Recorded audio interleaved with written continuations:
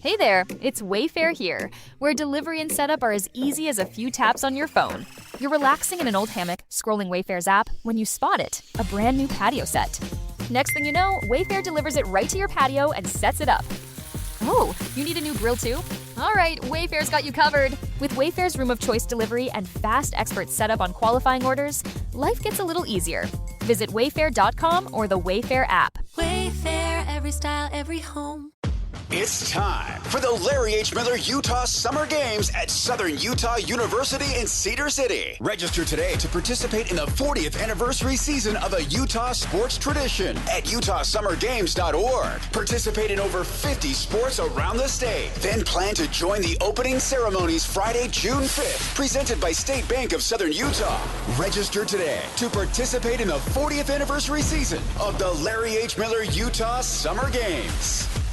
Good morning, DJ and PK. It's 97.5, the KSL Sports Zone. Welcome in on a Friday morning. The Spurs did it. They win Game 6 at home, break it open with a big third quarter. Wembanyama had a much stronger game. They'd been out-rebounded in Game 5. They won the rebound battle in Game 6. Everything turned as they went back home. And so now it comes down to one game, winner take all, Game 7. I have to say, the Thunder were here last year a couple times, and they pulled it off. They won. They trailed early in the series. They won Game 5 to go up 3-2. That happened in Denver and Indiana in the final. With Denver, they went there and lost Game 6, came back home, won Game 7. Indiana, they lost Game 6 on the road. They came back home, they won Game 7. So again, the series has come down to a Game 7. Are the Thunder going to keep winning Game 7s? Are they going to get their guys back? Also, shorthanded. They don't have Jalen Williams. A.J. Mitchell is out also. So, clearly that's a factor. Now, there were other issues.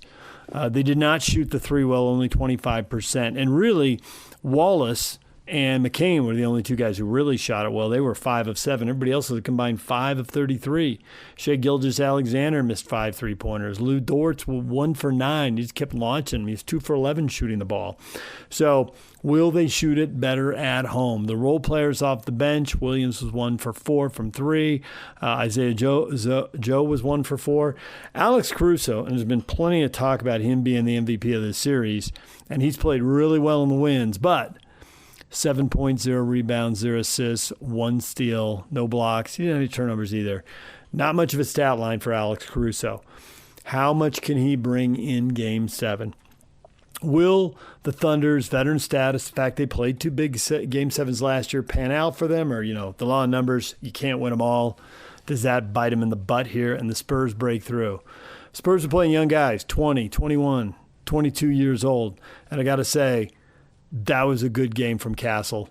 That guy has been turnover prone. He only had 1. Outstanding. Finished with 17 points, 5 rebounds, 9 assists. A really good all-around game against Castle. Can he sustain it? That's the thing in the playoffs. Can you turn it around and do it again? Dylan Harper, really strong game also. 18 points, 6 rebounds, 4 assists. He only had 1 turnover. So, and their ability at the free throw line, those two guys combined 11 or 12. They did get to shoot twice as many free throws. I mean, the foul free throw situation totally turned around from Game 5. We didn't have nearly as many calls in the first place. There were 51 fouls in Game 5. This is a different deal. There were 35 in this game, 21 of them on the Spurs. 21 on the Thunder, 14 on the Spurs. And the Spurs had 25 free throw attempts to the Thunder's 12. Now, the Spurs are the home team. You expect home teams to shoot more free throws. I don't know if you expect to double them up. But that's 10 points at the free throw line in a 27-point win. I mean, the Spurs really hammered them in that third quarter. Got them pretty good in the first also, but really annihilated them in the third. They won the first quarter by 13 points. They won the third by 19. So, all comes down to Game 7. Super intrigued by this. Not surprised that it's a long series. It goes the max. This is a series we've all been waiting for. Game 7 Saturday night. I'm ready. Bring it on. It's 7 different champs in 7 years. If the Thunder win this, it's 8 in 8 years. And if I were the Knicks, I'd want the Thunder. I would want the Spurs. There's no way if I were the Knicks, I'd want to deal with the Thunder and their championship experience and then battle-tested. I'd take my chance with the young guys, even though the young guys have pulled off a 7-game series win over the Thunder. If I were the Knicks, I'd probably want the team with less experience. So we'll see how it plays out. It doesn't really matter what the Knicks won anyway, right? Just quite frankly, does not matter. All right, they'll get what they get, and they'll like it, because they're back in the finals for the first time since 1999. All right, coming up later this morning, we got a lot on tap. A really interesting story in the Salt Lake Tribune. The state auditor has looked into the Otro Capital deal, which many of us have requested, and we're told, well, you can't have it because it's not done yet. They're working on it. I don't know. It feels a little bit like the Pac-12 TV contract. This thing's dragging on. It's highly controversial. Can't really evaluate it when you can't see it. It could be genius. Could be a disaster. The thing I get is, how are they going to get their money back? I mean, football isn't maxed out. You always make a little bit more money, but it's close to maxed out. If it were a business, I'd have to say Utah football is fairly mature. The stadium's been expanded. They've added luxury suites and luxury not just the suites, but kind of the group setting too. Have something for every wallet. Not every business needs 12 or 16 seats. Some only need 4. I don't know how much more upside there is. Now, there is upside in basketball. If they could get basketball going, if they could put some luxury suite seating, some premium seating in the Huntsman Center, I can see where there's huge upside there. And if that's where the money is going, but the auditor is saying that the money is going to, just the annual cost of doing business, that seems pretty risky to me. That seems pretty dicey. We'll get into it later this morning with the Salt Lake Tribune reporter who wrote the story. And coming up later, we'll talk with Jason Patakow. And good story by Jason. Really good story by him. Also, Mitch Harper is going to join us at 8 o'clock. We'll talk BYU football with him. And Bronco Mendenhall, Aggie head coach, at 9 o'clock. That's all coming up. Stay with us. Next, we're talking playoffs with Brian Geltzeiler and NBA draft. What will the Jazz do? What should the Jazz do? Stay with us. If the world were like a Sleep Number mattress, everything would adapt for your comfort. Because as your life changes and your body changes, Sleep Number mattresses adapt and shift to give you personalized comfort night after night. And now it's the final days of our Everything's on Sale event. Save up to $1,200 on mattresses. Our Memorial Day event ends Monday. To experience a whole new world of comfort, visit a Sleep Number store or go to sleepnumber.com. Sleep Number, to a good life sleep. If you love podcasts, you already know how to fit great stories into your busy day. So why not do the same thing with books? Everand is an affordable audiobook and ebook subscription that goes wherever you go. Your commute, your workout, your grocery run. No rearranging your schedule, no carving out reading time. Just hit play. For a limited time, new members get 2 free books when they start a free trial. Go to everand.com/listen to claim yours. That's everand.com/listen. The all-new Tropical Butterfly Refresher is now at Starbucks. Dive into juicy guava and passion fruit flavors, with mango pineapple popping pearls bursting in every sip. Ice cold, instantly refreshing, and impossible to put down. Made for summer, only at Starbucks. Make game day yours. Tickets, food and drinks, stats, and streaming. Everything you need is in the Utah Mammoth app. Download today and make game night easy. Download on both Android and iPhone. Tusk Top. Mom, can you tell me a story? Sure. Once upon a time, a mom needed a new car. Was she brave? She was tired, mostly. But she went to Carvana.com and found a great car at a great price. No secret treasure map required. Did she have to fight a dragon? Nope. She bought it 100% online. From her bed, actually. Was it scary? Honey, it was as unscary as car buying could be. Did the car have a sunroof? It did, actually. Okay, good story. Car buying you'll want to tell stories about. Buy your car today on Carvana. Delivery fees may apply. Good morning, DJ and PK. It's 97.5, the KSL Sports Zone. Brian Geltzeiler, one of our favorites, joining us yesterday. And when we got talking playoffs, he predicted, obviously it was before the game, but he predicted Spurs win Game 6. He thinks the Spurs are going to win Game 7, too, talking with one of his radio partners, Sam Mitchell. So we'll get to that coming up. Brian Geltzeiler, although we start with him on the NBA draft. Here's Brian Geltzeiler with PK and I. Brian, good morning. Good good morning. It all makes me melancholy, guys. Like longing for the days where you could put your kid on your lap and let him steer the car without getting pulled over and arrested for endangering a minor. Oh, man. What happened to those days? Where'd they go, right? I know. So Dad wanted to put me on a lap. My dad did that with me. Mom's yelling, it's not safe. And plus, if I had done that with my kid, I would have done 5 to 10. And if you were like mine, both parents with the windows up smoking. There you go, right? Have some secondhand smoke, kid.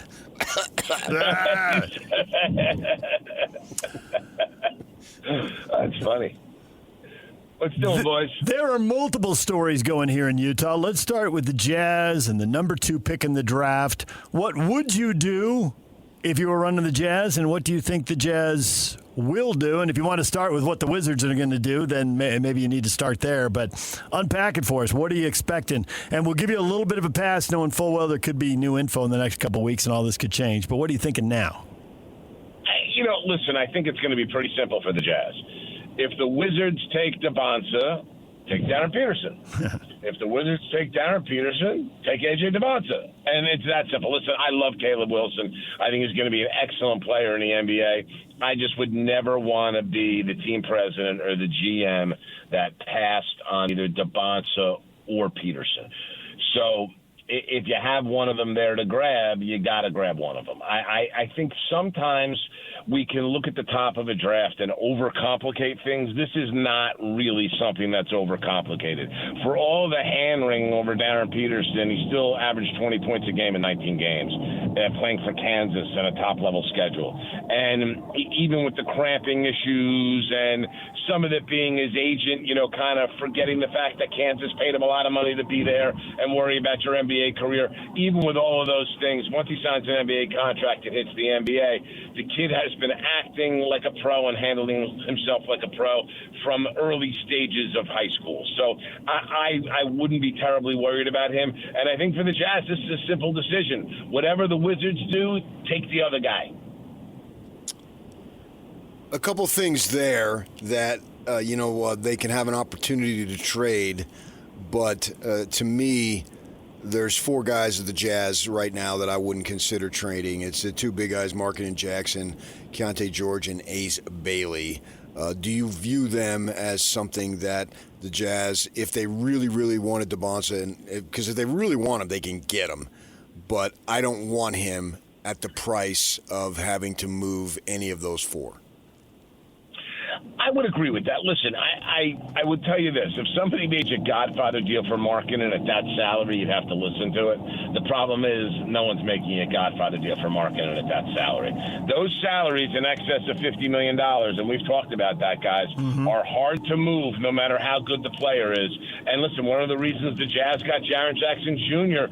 for what I think was a discounted price for the player that he is because of how hard those higher salaries are to move. So, would I give Ace Bailey to move up from 2 to 1? The answer is absolutely not. I mean, Keontae George, would I consider it? Maybe, but I don't think the Wizards are doing that. So I just listen. If I'm the Wizards, I'm not trading out of this number 1 pick. This is a draft where the Wizards spent a whole lot of time. The Jazz too, by the way. The Pacers. We can keep going with all the teams.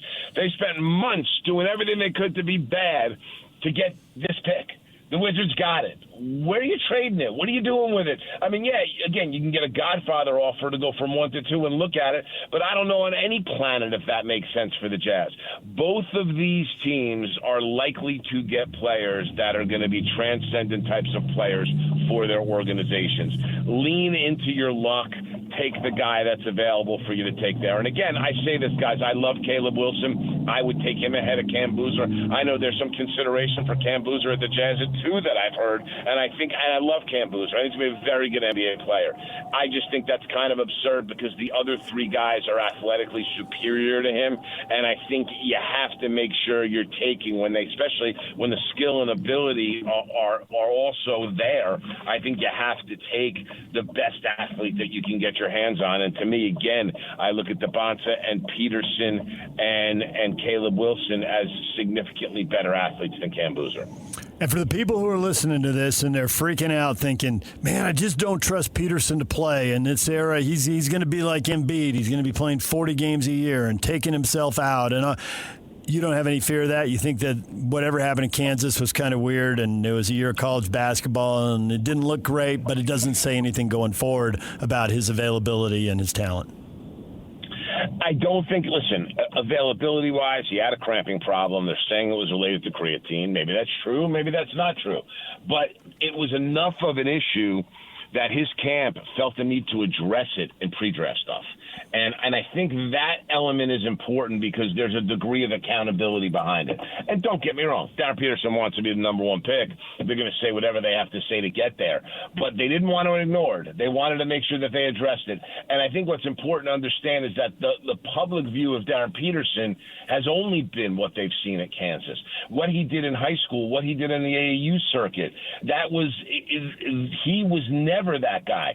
And listen, I have a unique perspective on Darren Peterson because my radio partner, Sam Mitchell, coached him for 3 summers in AAU and knows Darren and Darren's family very well. Darren's a serious basketball player. Darren's serious about being out on the floor, and some of this was maybe getting missteered by an agent a little bit, but I think his family's kind of on board with the fact that that was not the right approach. And I think they look at it this way, is that approach may cost him something. It may have cost him the number 1 overall pick, which I think means a lot to him.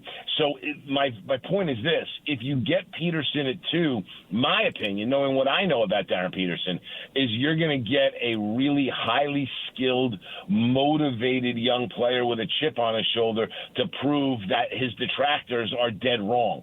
So I think if Dabonsa goes 1, you take Peterson 2, and you don't think twice. It's not a pick you should be holding your nose while you're making. You bring this kid in and you let him do what he does, because I think he's going to be a very, very special NBA player. Okay, then you just said something to me that is really profound and is causing me to just eliminate the thinking that I might have had negatively about Darren Peterson, because I got to satellite radio. I listen to your show. I know Coach Mitchell calls you Geltz and all that stuff, and I can go back and forth. And to me, this guy is a walking encyclopedia of basketball as a player and a coach. Now, obviously, he's doing it in media stuff. And if at that point, if I'm Ryan Smith, Danny Ainge, Austin Ainge, I just make one phone call. There's a lawyer out here. One phone call. That's all he uses as an advertising campaign. And I make it to Sam Mitchell. And if you're telling me, Geltz, that Sam Mitchell signs off on Darren Peterson, I'm not sure I need any more proof that he's the guy to take if he's available if Sam Mitchell is signing off on him. Listen, Sam knows him better than anybody. He really does. And listen, when they were choosing where to go to college, Sam was involved in that process too. And there was at times, and I'm not going to, name names in this, but there was times that I know Sam had conversations with coaches that didn't necessarily match his energy for Darren. And Sam's opinion was that if you're not matching the enthusiasm that I have for this kid, after I've coached this kid for 3 summers, maybe you shouldn't get him. Maybe you shouldn't go there. And Sam passed that along to Darren's dad and Darren's family and let them know, listen, this team may not be they may tell you they're hot on you, but they're not as hot on you as you think. Sam has an incredible amount of faith in Darren Peterson. I will also say this, guys, and I think it's very, very important to note this as while we're talking about Sam. Sam's the same guy that picked the Knicks to win the NBA championship, and he picked the Knicks Spurs in his final. And I find that very interesting. He also picked Minnesota upset Denver in the first round. So Sam's kind of on his game these days. So when Sam's telling me all these things about Darren Peterson, and listen, we have plenty of guests from the college basketball world that have different opinions about Darren Peterson on our show. Sam will, to whoever we're talking to, whether it's Fran Fraschilla, Jay Billis, Sam will back Darren in every way. He has, an unwavering belief in not only who the kid is, but who the kid can be. Does Sam still think the Thunder and the Spurs is going to go to the Spurs? He does. I do too, by the way. Guys, I do too. I think the Spurs – what's happened in Game 5 is going to end up being a little bit of fool's gold for the Thunder, and follow my logic here.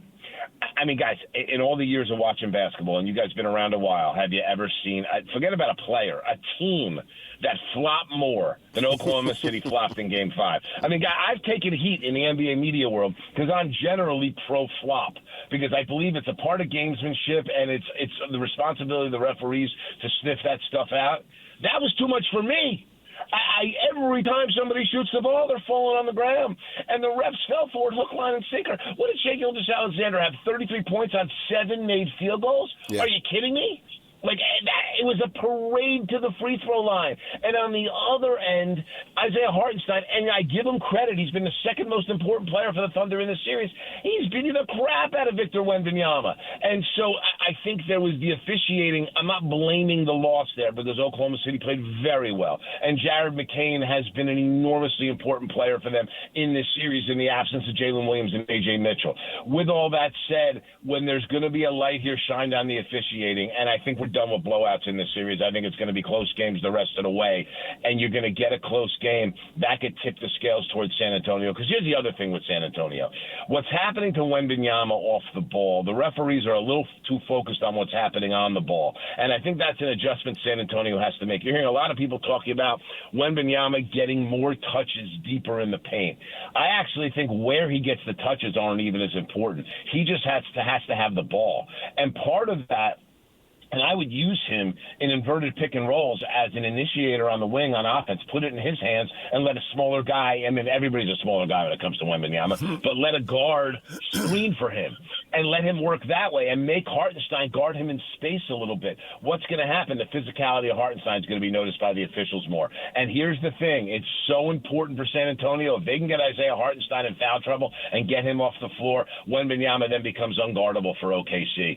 So I think you have a lot of light shined on how Game 5 was officiated, and I think as you go into Game 6, that's a massive, massive advantage for the San Antonio Spurs, because the even, listen, there's a missed goaltend, and then the next play, the ball goes out of Chet Holmgren's foot.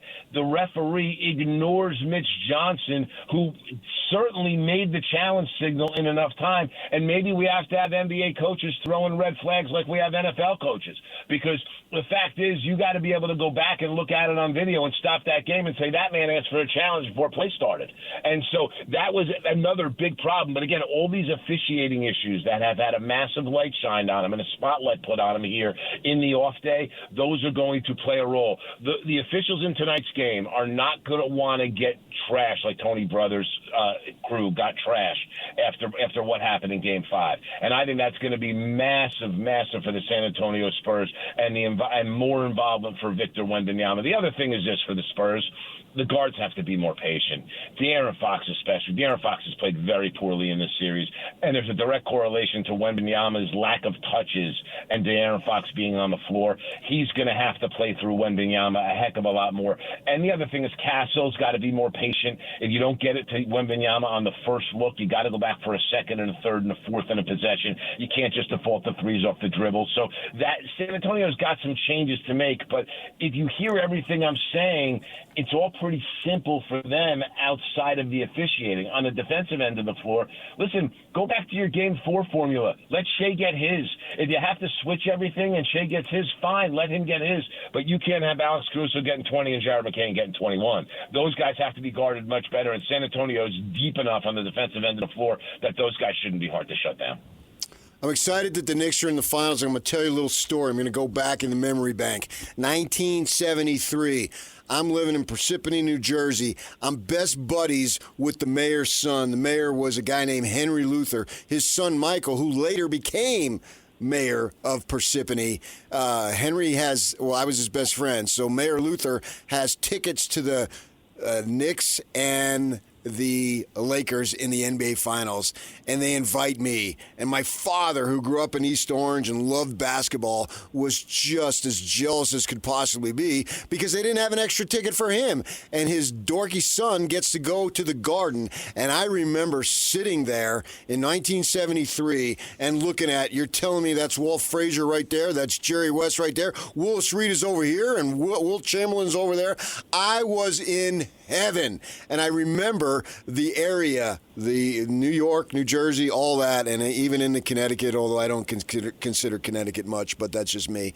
The point is that, man, the town, the city, the area, the region was just electric. And I remember it to this day. And I can only imagine what it's going to be now with the Knicks being there. Tell us how it is as far as the whole area, the region, with the Knicks in the finals this year.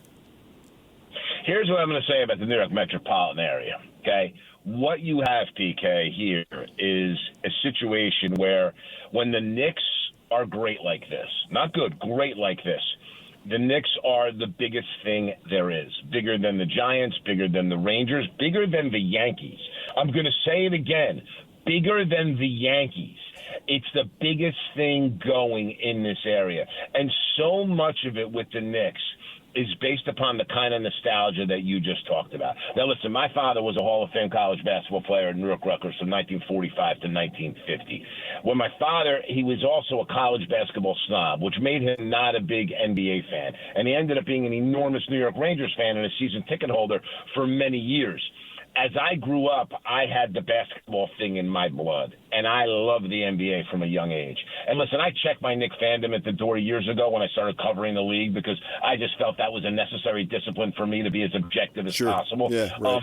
But, listen, my father was a Knick fan because I was a Knick fan as a kid. I have a son that's a big Knick fan. But I can remember sitting there, and I had a scorebook where I would sit and write the Knicks starting five, the other team's starting five, and I would literally keep the book sitting in front of the TV with my father. And I can remember the starting lineup, Tom McMillan, Jim McMillan, Bob McAdoo, Ray Williams, Michael Ray Richardson. Those were the teams that I sat and followed as a kid and shared that with my old man. Now, my old man's been gone for, it's almost 9 years now. But I can only imagine his appreciation of what this would have been and how much he would enjoy this kind of team. Because here's what I'm going to say about the New York Knicks.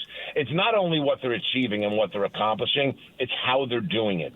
This is, and I'm careful when I make these comparisons, but this is a lot like the 70 team and the 73 team in the terms of the sweet spot of where unselfishness meets discipline. When the Knicks are so unselfish, they don't care who scores whatever baskets. It doesn't matter to them right now. This is truly that the sum of the parts is greater than the whole type of thing. They're doing it all together. But it's also a discipline where when they find a weakness in you, they are going to continue to pick and gnaw at that weakness until it just broke you, until you bleed out. That's how they, and that's discipline. That's a team that understands we got to keep going to something until they stop it, and they don't get away from it. And it's really, it's a tribute to Mike Brown and his coaching staff, and they've done a super, super job of kind of growing with this group, understanding what's been needed. I give Chris Gent a ton of credit as one of his lead assistants. Rick Brunson has done a great job in assisting his son to adjust on the fly, and Jalen's become a better player for it. Listen, everybody forgets about Jalen Brunson, guys. He made his bones as an off-ball player in this league playing next to Luka Doncic. He's an excellent off-ball player, and outside of Steph Curry, moves off the ball better than any guard in the NBA. Taking him off the ball more. Look how little he brings the ball up for the Knicks. Running the offense through Towns, who promised Chris Gent and Mike Brown that everybody would see the ball if you run it through me, and everybody is seeing the ball. But Rick Brunson's gotten his son to buy into not having the ball in his hands as much. And when you're an alpha like Jalen Brunson, and that's how you think, that's a hard adjustment. He's made it almost seamlessly. So the Knicks have everything together right now, and I will tell you this, as great as these two West teams are that we're seeing compete in this Western Conference Final have been, it would be very naive to believe that the Knicks right now, with rest, momentum, chemistry, and depth, that do not sleep on these Knicks in the finals, especially when you're going to get a compromised version of either OKC or San Antonio in the final because of injuries, because of guys being beaten up, because of what this series takes out of both teams. The Knicks are a very, very viable championship contender right now with a very good chance to go and beat one of these teams in an NBA final. I think their secret superpower is that Brunson didn't go out and leverage $50 million the way so many stars do. He's on $35 million. That depth you talk about, $15 million gets you Josh Hart or I don't know, a collection of guys. I don't know which guys they'd be missing if he went out, but there's only one. There's Bridges. Yeah, you're right. Bridges. Bridges. Good point. There's 3 teams left in the playoffs, and Cat is the only player making over $40 million, and that, I think, has been a factor in building out these teams. No doubt about it. Listen, let's talk about Karl Anthony Towns for a minute, because Jalen Brunson gets all the glory as the leader. Without Towns' individual sacrifice, and we can go through it. Okay, Karl Towns doesn't shoot the ball a lot for a guy that's one of the best shooting big men in the NBA. Okay, he's averaged 6 assists a game in the playoffs. He has been the best defensive rebounder on any team in the playoffs, and that includes Victor Wembanyama. He was the second best defensive rebounder this season in the NBA behind Nikola Jokic. And his defense has gone from being poor to literally being very good. When they funnel things to the paint, Towns has become an excellent paint defender. He has changed his game to fit what this team has needed, and his buy-in has been more meaningful than anybody's. Here's another thing that I think is really, really important, and you see people question this, and this happen all the time. Mikal Bridges was terrible in Games 2 and Games 3 of the Atlanta series, to a point that a big narrative in New York is, do you not start Bridges and put Landry Shamet or Miles McBride in the starting lineup? Mike Brown wouldn't even think of it. He put Bridges right back in the starting lineup with the thought, if Bridges can't get it going and is struggling and is not in a great place mentally, I can always go to somebody else. But not starting the guy means that I lose the guy. Think about what would have happened with Bridges and where he would have been, because he is a little fragile mentally and emotionally, if they had not started him and decided to abandon that. Mike Brown's faith in him when he was playing at his worst has actually gotten him in a very fast trajectory to be playing at his best. And that's the kind of thing when you have faith in your guys. And listen, we saw Kenny Atkinson ran away from Dean Wade in Game 4 of the Knicks series, and I don't necessarily blame him, but, when you start to kind of dump guys and lose faith in guys, they lose faith in themselves. Mike Brown stood by Bridges, and by the way, in the same way that Tom Thibodeau did when he had struggles the year before. It's just become commonplace with the Knicks culture. Here's one other thing, and I know that it's been some convenient for some Knicks fans to say, hey, this would not have happened if Tibbs were here. I don't necessarily believe that, and I do think the one guy that is not getting enough credit for the Knicks being where they are is the guy that brought them to this point up till this year, which is Tom Thibodeau, who a culture that the Knicks have a second nature right now in terms of how they guard and how they play for one another. That's something that Tom Thibodeau instilled in this roster, this organization, and this franchise over the 5 years that he was there.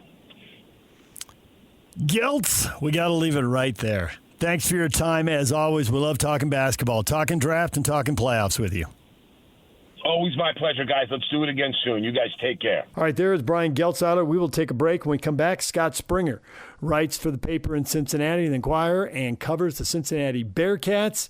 We'll talk football with him next. Stay with us. Hey there, it's Wayfair here, where delivery and setup are as easy as a few taps on your phone. You're relaxing in an old hammock, scrolling Wayfair's app, when you spot it, a brand new patio set. Next thing you know, Wayfair delivers it right to your patio and sets it up. Oh, you need a new grill too? All right, Wayfair's got you covered. With Wayfair's Room of Choice delivery and fast expert setup on qualifying orders, life gets a little easier. Visit wayfair.com or the Wayfair app. Wayfair, every style, every home. Mom, can you tell me a story? Sure. Once upon a time, a mom needed a new car. Was she brave? She was tired, mostly. But she went to Carvana.com and found a great car at a great price. No secret treasure map required. Did you have to fight a dragon? Nope, she bought it 100% online. From her bed, actually. Was it scary? Honey, it was as unscary as car buying could be. Did the car have a sunroof? It did, actually. Okay, good story. Car buying you'll want to tell stories about. Buy your car today on Carvana. Delivery fees may apply. Good morning, DJ and PK. It's 97.5, the KSL Sports Zone. Scott Springer covers the Cincinnati Bearcats, and we spoke with him yesterday as he was cruising through the Florida Keys, giving us a lowdown on a Cincinnati football team that, quite frankly, looks ticketed for the middle of the Big 12. But we've been surprised by other teams in other years. Maybe it'll be different, but I think that's the expectation now. Here is Scott Springer with PK and I on the Zone. Scott, good morning. Howdy, I'm in the Florida Keys on special assignment, but nice. Happy to talk football, yeah. 100 days from today, I think, is kickoff. You win. Let's talk about the Florida Keys. Who cares about Bearcat football? I'm way more interested in the Florida Keys. Which key you're in? Where you are right now? We are Islamorada, just left. I'm heading back to Fort Lauderdale, fly out of there, but been down here about 5 days. Ooh. And went down past Marathon Key yesterday. I've been to Key West before, but didn't go on this trip. But that's kind of a long haul. Yeah, it is. I grew up in San Diego, and growing up near the beach was great. It was a 30-minute drive. But now that I've seen other water, it's like very disappointing water off San Diego. It's cold and murky, warm and clear. Yeah. Let's try that.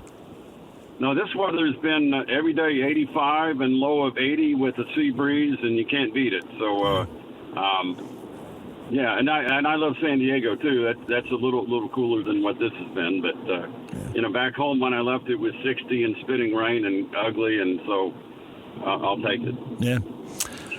Curious about the state of the Cincinnati program. Did they take a big hit because they lost the coach, or did they take a big hit because everything went to the world of NIL and transfer, and when you're in the shadow of the Bengals and Ohio State, you're probably not going to have as much money. The big money is going to flock to those two.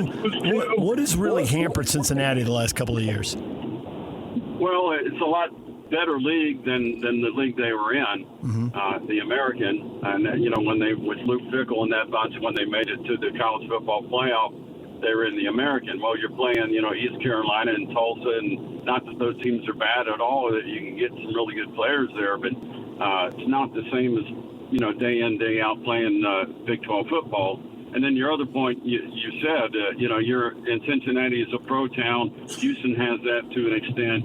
So you have a lot of people competing for the entertainment dollar. And you mentioned Ohio State. That's a different animal there.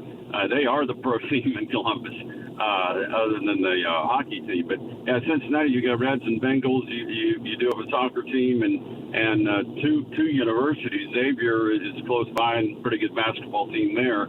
And so a lot of things going on. Like even with baseball, the baseball team is pretty decent. They're in the NCAA tournament, and they play in Starkville tomorrow.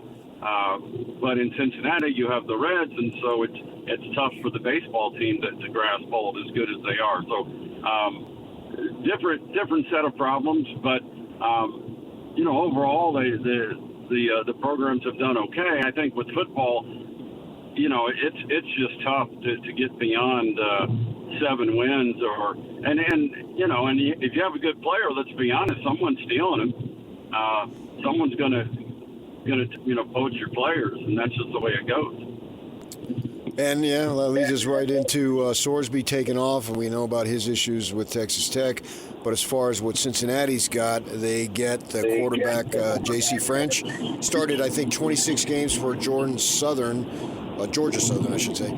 Is he going to be the guy, and how good is he? He's pretty decent. I think he'll be the guy because that's who they spent the money on, and that's usually the way those things work. But he had a good spring. He's the way it was described, I think he might be a little bit more accurate passer than Sorsby. Sorsby tended to take some gambles every now and then and try to hit a deep ball. Brendan was a great runner. This guy ran pretty well because Scott Satterfield's always going to run his quarterback. Not the same size. Sorsby's a big dude, like 6'3", 235, and French is maybe 6'1", a couple hundred. But, Drew Brees was about that size. I think he had a decent career. There's a lot of quarterbacks that aren't necessarily big. So, nice kid, seems well-rounded. And then behind him is Samaj Jones, a guy that played some in the bowl game in Memphis. And he runs very, very well. Actually has a great arm. It's just he has to control it a little bit. But, as far as putting a pass somewhere quickly, he's very good at that. So, but yeah, you have a lot of different people on the offense. You have some returning offensive linemen, which is the good news. Not as many as they did last year, but 3 starters back and 2 guys that played quite a bit. And the way they like to run the ball, that's going to help them out. So I think offensively they made some improvements, but we're in this era where every year you got to figure out who's on your team, and about halfway through the year you might find a favorite, and then you got to figure out a way to keep them. We see a lot of times that the best players get held out of spring games or final spring scrimmages, as they tend to do these days. And so sometimes the guys who star in that aren't really the stars. They're the people that are willing to risk getting hurt. J.V. Gibson had 3 touchdowns in that final scrimmage. Is he the guy, or were they holding the guy out? Yeah. They didn't really hold any receivers out. They had a couple defensive linemen that didn't play. More on the defensive side, guys that didn't play. But Gibson looks like the real deal to me. He reminds me some different build, but Cyrus Allen, for instance, was a Louisiana Tech guy and then played one season at Texas A&M. Didn't necessarily get as many throws. I think he had 18, 19 receptions, and he comes to Cincinnati and catches over 50 balls and had 13 touchdowns, set a single-season school record, and then he gets drafted by the Chiefs in the 5th round.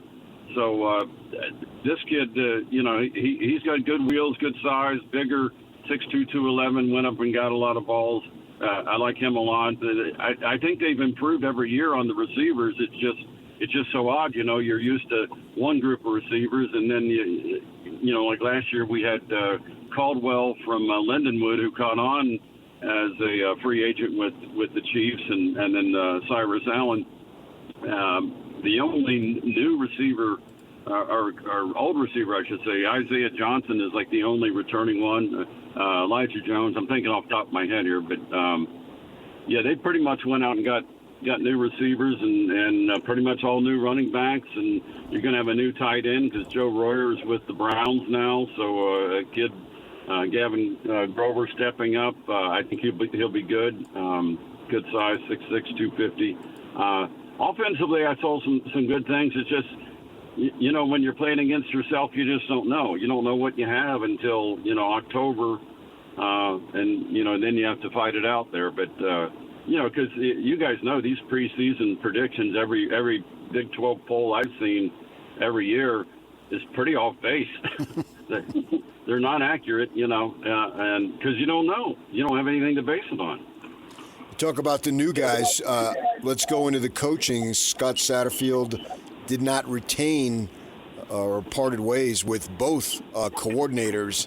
Explain what was going on there and what do you expect out of the new folk? Nate Woody is a guy who has coached with him and is the defensive coordinator now. Tyson Veit ran 3-3-5, three-man front, trying to do kind of what Iowa State had done because that was his background. Just didn't work. The Big 12 offenses were too sophisticated, and if you're only rushing three, it's, they can piece you apart. And he, really nice guy. He turned around and got a job at Penn State with Matt Campbell, who he had coached with before. So he's a linebackers coach now. But Nate Woody was some guy that was at Army, and then he had coached with Satterfield at a couple other places. And I think they're going to be a little more aggressive, rushing the passer, causing havoc, which is the key word that they want to throw out there. And they got some bigger defensive backs. You do need size on, 6'3" guys now. You got a 5'8" guy covering a 6'3" receiver. You're probably losing that battle. And so they've got some size there in the portal, a couple guys. And I think defensively, they did lose Jake Golday, because he was one of the guys that they picked out of nowhere out of Central Arkansas, and he came and was pretty good. And that's the one thing I can say about Cincinnati and the personnel staff is they have done a great job of finding guys, diamonds in the rough that nobody knew anything about, and they turned out to be good players. So they've had a lot of good luck in taking guys that maybe weren't necessarily the 4 or 5 stars, and those kids have had decent careers.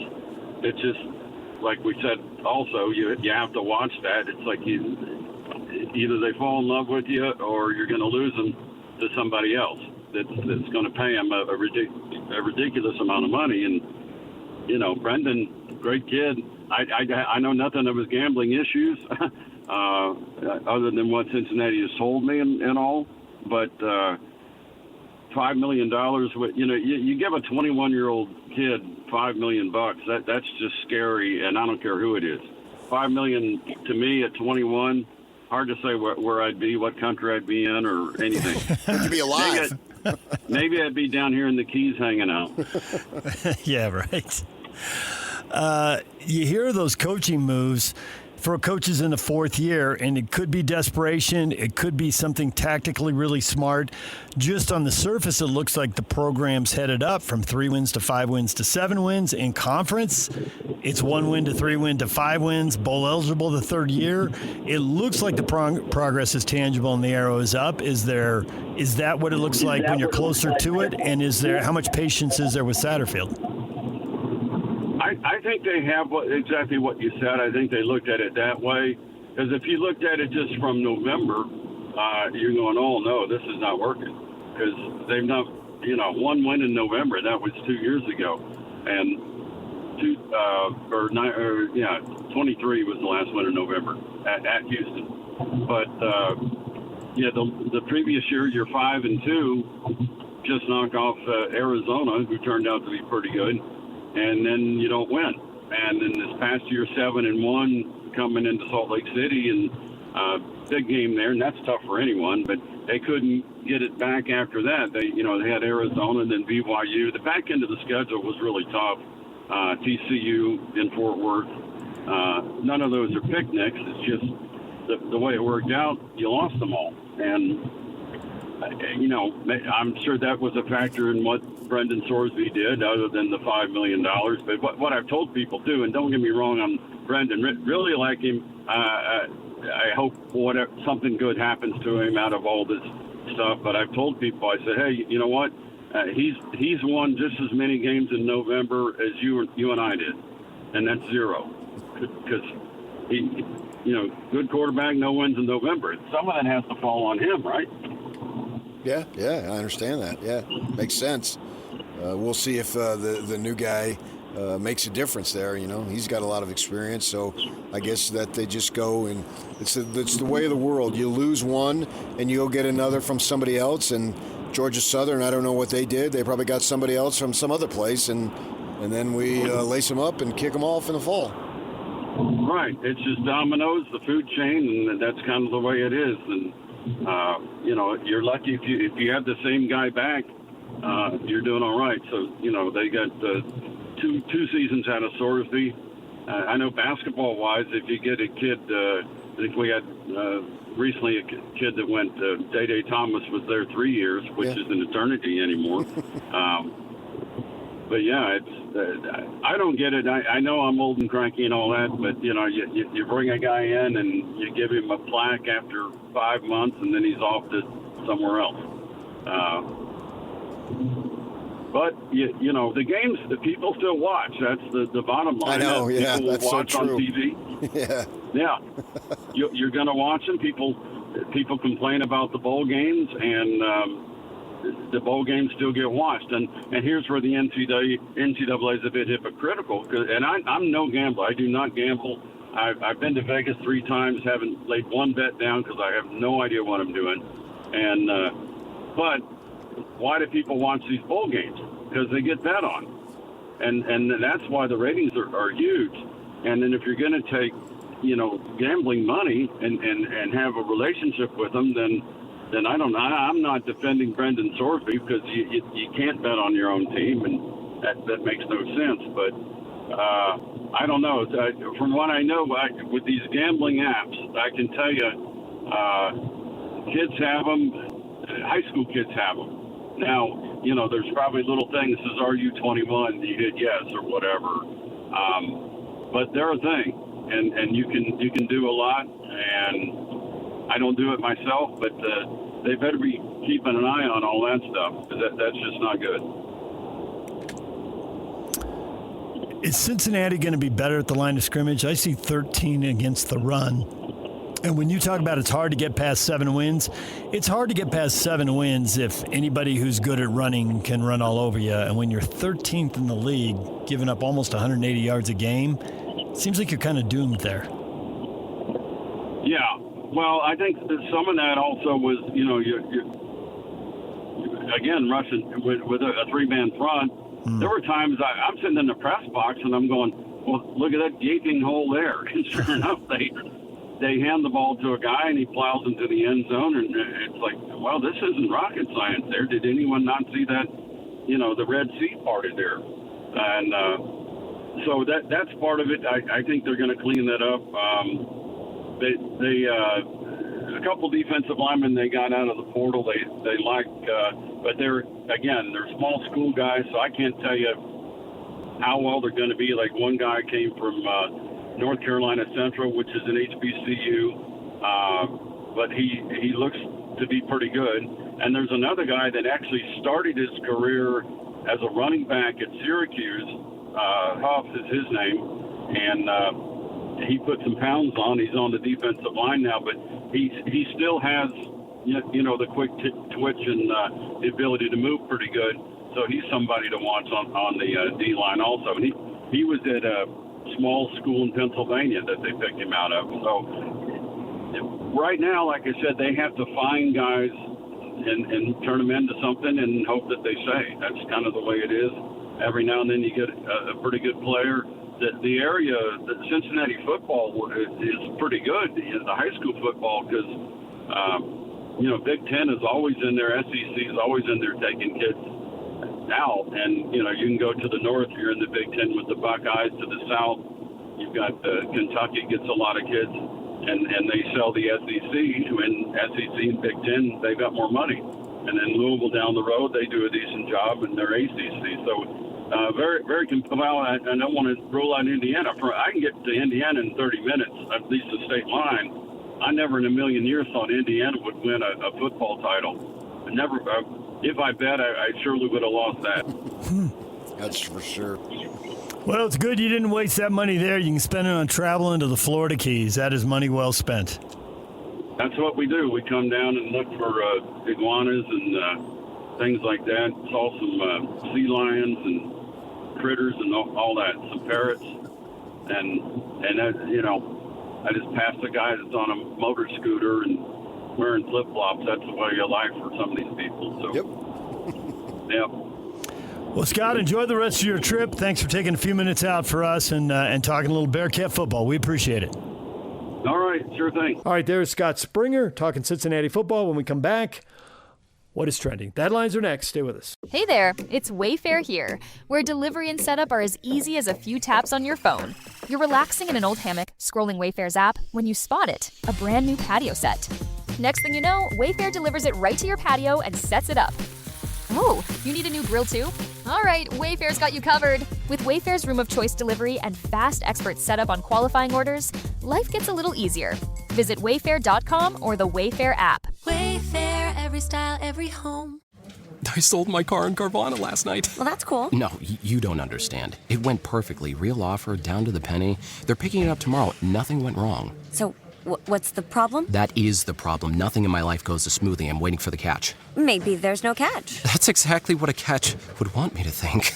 Wow, you need to relax. I need to knock on wood. Do we have wood? Is this table wood?